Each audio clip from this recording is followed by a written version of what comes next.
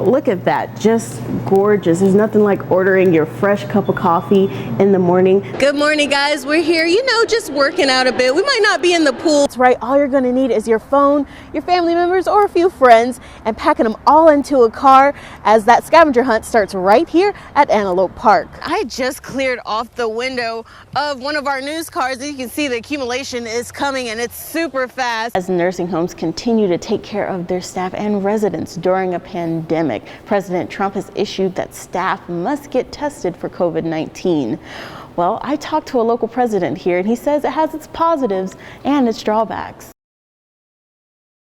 I'm here where you can see the combine that was on fire just a week ago is still on fire. There's a flame right there. But I talked to Jonathan today, and he says these burned ashes have turned into blessings. I'm overwhelmed and blessed by the kindness and the people who have reached out to help. Around 50 people showed up early near Sutton to help Jonathan Rimple harvest his corn after a tractor, combine, and 2 semis all caught fire. And while many believe it was arson, authorities and the state fire marshal are still investigating to determine if that's the case. We were hit, and we were hit hard, and we didn't know how we were going to bring in the crop. And God raised people up to come into our lives. People, some of them we didn't know, some of them we've never met, some are friends, and they're all family now. A volunteer farmer from Marquette says Rimple's story touched the hearts of farmers across the state, and they came together to help. It's a really sad thing, and obviously we farm, and so we kind of take this personally.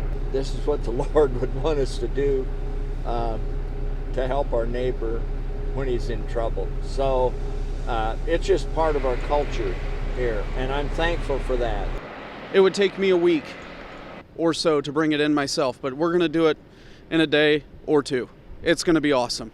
Support for Rimple continues to come in from across the country. A GoFundMe set at $50,000 has just surpassed $95,000.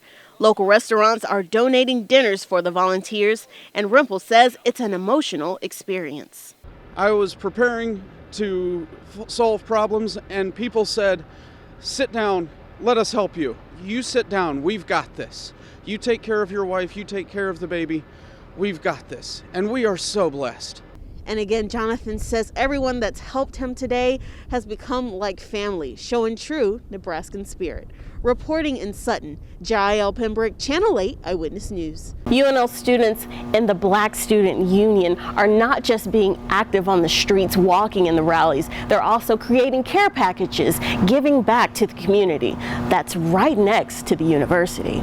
So we were like, what do we do? Like, we're tired of going to protests and just simply saying his name, saying her name, right? Like, what do we do outside of that? How do we spark change? So the UNL Black Student Union got to work making care bags and point out there is no summer break this year. Students and as Black citizens, we don't necessarily get that luxury, not this summer, seeing everything that's going on with COVID, the racial tensions, all the violence that's happening against our own people.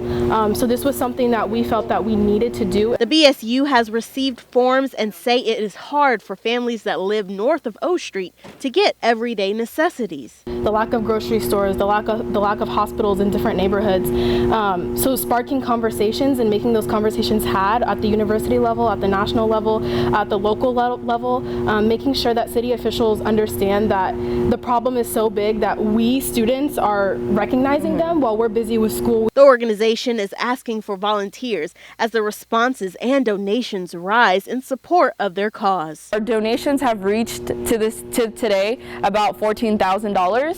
Yeah, and we've, along with that, the Google form responses have increased, so we've helped almost like over 40 families, and every single day we're getting new responses. It's important to recognize that like the Black Lives Matter movement and the protest happening, and these care bags are not isolated, that nurturing and healing and providing for our community is still an active protest. And these ladies say that the organization will continue to be active, not just in Lincoln, but in Omaha, giving back as well as speaking out about violence against Black communities. Reporting in Lincoln, Jael, Pembrick, Channel 8 Eyewitness News.